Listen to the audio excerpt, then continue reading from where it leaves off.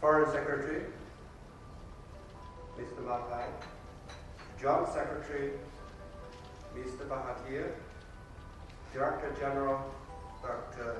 Ihar, and Excellencies, distinguished guests, ladies and gentlemen, good morning. I wish, first of all, to thank the Government of India and the Research and Information System for Developing Countries for launching this first dialogue on South-South cooperation partners. The United Nations Department of Economic and Social Affairs is very pleased to support this initiative. I'm also delighted to address the opening of this conference. India has long played a very important role in pioneering and promoting South-South cooperation. 3 weeks ago, at the BRICS Summit, the 5 emerging economies took a historical step by setting up the BRICS Development Bank and Reserve Bank. The key elements of this initiative was nurtured here in Delhi during the 4th BRICS Summit last year. So we find ourselves with a fine hosts and on a fertile ground to begin this new dialogue among South-South cooperation partners. Ladies and gentlemen, the past 60 years, and especially the last 10 years, have witnessed fundamental transformation of South-South cooperation. New contours are emerging. South-South cooperation is no longer a one-way flow. Developing countries, as a group, now have a broad range of modern technology competencies, with the centers of excellence across countries. All countries, big or small, have something to offer. Major low-income countries, for example, are now transferring technology and solutions to emerging economies. I just stop here. Some of you may realize I did not use the term southern provider. I think all those participating in South-South cooperation are equal partners.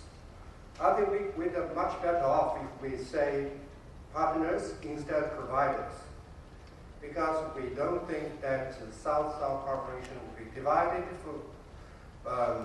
into 2 parts, those who provide, those who receive. That's my idea. Thank you. The approach and platform for South-South cooperation has become increasingly intensified. Guided by common principles, South-South cooperation partners embrace a wide range of approaches reflecting their very different development paths, priorities, and unique strengths. Regional groupings, continent forums, for instance, China-Africa, India-Africa forums, and bilateral institutions are evolving, and they are yielding concrete development results. Mutual benefit has driven this transformation. It has boosted the scale and the depth of South-South cooperation. Trade, investment, and development cooperation that benefit all partners has ensured the test of time. Closer cooperation has, in turn, fostered strategic cooperation, collaboration in global affairs. Yet, South-South cooperation is still far from realizing its full potential. Excellencies, what brings you here today is a shared sense that South-South cooperation can be much better leveraged for mutual benefit and for stronger impact on global development. The question is how. Allow me to suggest a few concrete steps for your consideration. First, evidence-based analysis of South-South cooperation needs to be improved. South-South cooperation has evolved far beyond its original forms, encompassing financial and monetary cooperation, sharing of knowledge and experience, and technology transfer. The ways to assess the impact of South-South cooperation must be up to date.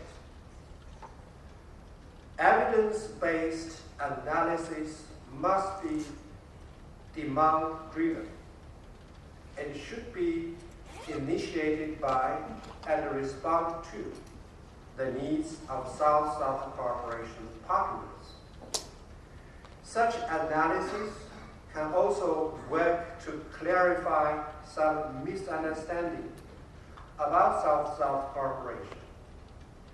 This dialogue is timely and can help to spur concrete steps in this direction. While there are a growing number of opportunities for dialogue on South-South cooperation, none of the existing institutions or platforms adequately address the emerging demands, challenges, and the common concerns of the South-South cooperation partners.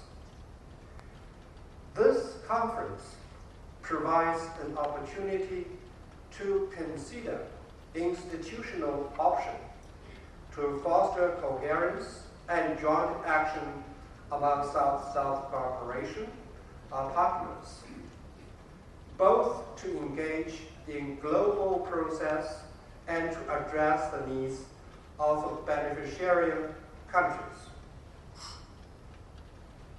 Whatever the institutional setup, the building of existing institutions or creating a new one, it needs to be tailored to the new contours of South-South cooperation. Thirdly, multilateral support needs to be enhanced. As conveners, multilateral organizations must ensure that they provide support to all constituencies. Their business models and operations should be made flexible and cost-effective to accommodate the different approaches of South-South cooperation. South-South cooperation should also be mainstreamed to the corporate strategies, programs, and the resources allocation of multilateral institutions. Last December, the United Nations General Assembly, in a landmark resolution 67/226, called on the entire United Nations development system to mainstream South-South cooperation in regular country-level programming. Ladies and gentlemen, growing South-South cooperation comes with new expectations of all sides. Partners in South-South cooperation demand tailor-made support and long-term impact.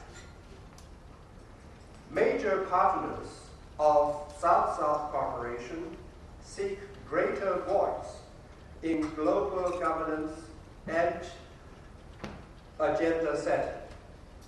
The formation of various global groupings and alliances of developing countries shows design to rally collective strength to address common quests. There are also calls to apply global assessment framework to South-South cooperation. Improving the transparency and accountability has been at the core of such efforts. South-South cooperation partners, pointing to the distinctiveness of the South-South cooperation, are calling for differentiated framework and responsibility. These issues have permeated recent intergovernmental negotiations and will surely resurface in the ongoing preparation of the post-2015 Global Development Agenda. Coming together to identify and address common challenges will position South-South cooperation partners to strengthen their impact on the global policy dialogue. Ladies and gentlemen, I hope that this meeting will lay the foundations for further work on the issue that I've just identified. I would like to assure you that UNDESA will be there to facilitate future work in this area. I wish you productive deliberations